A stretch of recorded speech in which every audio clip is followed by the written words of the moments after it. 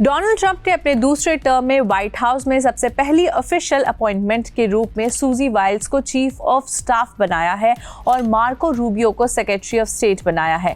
Mic Waltz को national security adviser चुना है। सूजी ट्रंप की 2024 इलेक्शन कैंपेन की को चेयर थी और मार्को रूबियो ट्रंप के कैंपेनिंग में काफी इंपॉर्टेंट रोल प्ले किया है। नए चुने गए राष्ट्रपति की ट्रांजिशन टीम में अब और भी कैंडिडेट्स का विचार किया जा रहा है जो 20 जनवरी 2025 को व्हाइट हाउस में ट्रंप के साथ काम कर सकते हैं। आगे बढ़ने से पहले आपको बता दें कि ये एक इवॉल्विंग स्टोरी है और इसमें अपडेट्स आ रहे हैं। कई उम्मीदवारों को ट्रंप ने चुन लिया है तो अभी भी और भी पोजीशंस के लिए अजम्पशंस चल रही है। इनमें से कई पुराने चेहरे हैं जो पहले ट्रंप के साथ काम कर चुके हैं, लेकिन इस बार उनको वापस लाने का कोई प्लान नहीं दिख रहा है। कुछ मीडिया रिपोर्ट्स में कहा जा रहा है कि ट्रंप के कुछ लॉयलिस्ट वापस आएंगे और कुछ नए चेहरे भी साथ जुड़ेंगे। आइए समझते हैं कि ट्रंप के इस नए कैबिनेट में कौन कौन किस पोजीशन के लिए दावेदार है।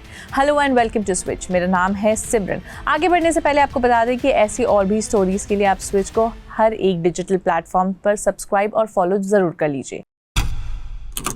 डोनाल्ड ट्रंप जो अब 78 इयर्स के हो गए हैं, नए स्थानियों से घिरे हुए हैं जो कैबिनेट, व्हाइट हाउस स्टाफ और सरकार के दूसरे मुख्य पदों पर हो सकते हैं। सबसे पहला नाम है इसमें चीफ ऑफ स्टाफ सूजी वाइल्स का। सूजी वाइल्स और कैंपेन को चेयर क्रिस लास्विस्टा ने ट्रंप की हैरिस पर जीत की बड़ी भूमिका निभाई है। सूजी वाइल्स जो 67 ईयर ओल्ड हैं, उन्होंने रिपब्लिकन राजनीति में कई दशकों तक काम किया है। व्हाइट हाउस में चीफ ऑफ स्टाफ के रूप में ये पद संभालने वाली हैं वो, और वो पहली महिला बनेंगी इस पद को संभालने के लिए। वाइल्स ने अपना काम रिपब्लिकन प्रेसिडेंट रोनाल्ड रीगन के सफल 1980 कैंपेन में शुरू किया था। सालों तक उन्होंने कुछ मॉडरेट रिपब्लिकन्स के साथ काम किया जो ट्रंप के बिल्कुल अलग पॉलिसीज को प्रमोट करते थे। सूजी को यंगेस्ट ग्रोइंग कांग्रेस वुमेन के नाम से भी जाना जाता है। दूसरे नंबर पर है अटॉर्नी जनरल पोजीशन। ट्रंप अब ऐसे व्यक्ति को अटॉर्नी जनरल बनाने का सोच रहे हैं जो उन पर भरोसा कर सके। कुछ नाम जो सामने आए हैं वो है टेक्सास के अटॉर्नी जनरल केन पैक्सटन, मैथ्यू व्हाइटस्टेकर और माइक डेविस है। मार्क पाओलेटा का भी नाम सामने आया है जो जस्टिस डिपार्टमेंट से जुड़े मामलों में प्रेसिडेंट के साथ काम कर चुके हैं। तीसरा पोजीशन है होमलैंड सिक्योरिटी सेक्रेटरी का। ये पद यूएस मैक्सिको बॉर्डर को सिक्योर रखने और इलीगल इमिग्रेंट्स की डिपोर्टेशन में लीड करेगा। टॉम होमन जो इमिग्रेशन और कस्टम्स एनफोर्समेंट में पहले डायरेक्टर रह चुके हैं, इसके लिए उन्हें चुना गया है। Secretary of state post. America का विदेश मंत्री का पद संभालने के लिए फ्लोरिडा सेनेटर मार्को रूबियो का नाम सामने आया था और डोनाल्ड ट्रंप ने मार्को रूबियो को सेक्रेटरी ऑफ स्टेट चुना है।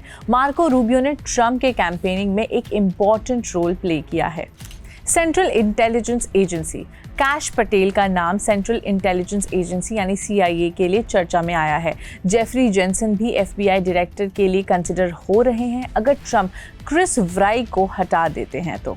माइकल वॉल्ट्ज, जिसे माइक वॉल्ट्ज भी कहा जाता है, उनको ट्रंप ने नेशनल सिक्योरिटी एडवाइजर चुना है। माइक वॉल्ट्ज जो इंडिया कॉकस के हेड हैं, उन्होंने भारत के साथ US डिफेंस और सिक्योरिटी कोऑपरेशन को आगे बढ़ाने का समर्थन किया।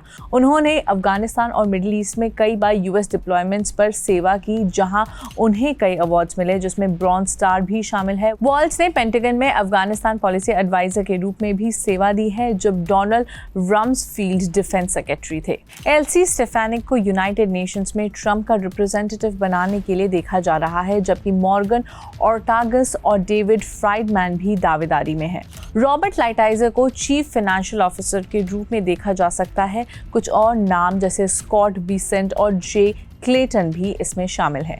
लिंडा मैकमोहन जो पहले स्मॉल बिजनेस एडमिनिस्ट्रेटर थी और ब्रूकी रोलिंस जैसे और नाम कॉमर्स सेक्रेटरी के पद के लिए दावेदारी में है। गवर्नर क्रिस्टी नोएम और नॉर्थ डकोटा द गवर्नर डूक बर्गम का नाम भी इंटीरियर सेक्रेटरी के पद के लिए चर्चा में आ रहा है।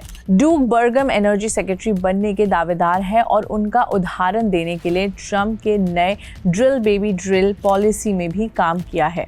कैरोलिन लेविट जो पिछले टर्म में नेशनल प्रेस सेक्रेटरी रही थी, इस पद के लिए उन्हें पसंद किया जा रहा है वापस से।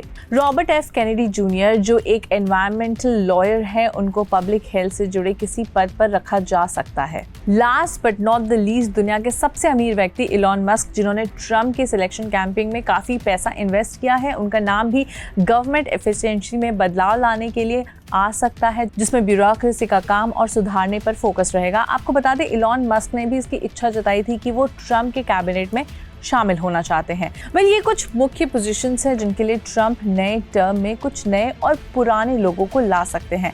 हालांकि इनमें से 3 से 4 पोजीशंस ऑलरेडी कंफर्म हो चुकी है। जैसा कि हमने आपको बताया कि एक इवॉल्विंग स्टोरी है, पर आगे की पोजीशंस के लिए मीडिया रिपोर्ट्स में जो अजम्पशंस आई हैं हमने वो आपसे शेयर की है इस वीडियो में।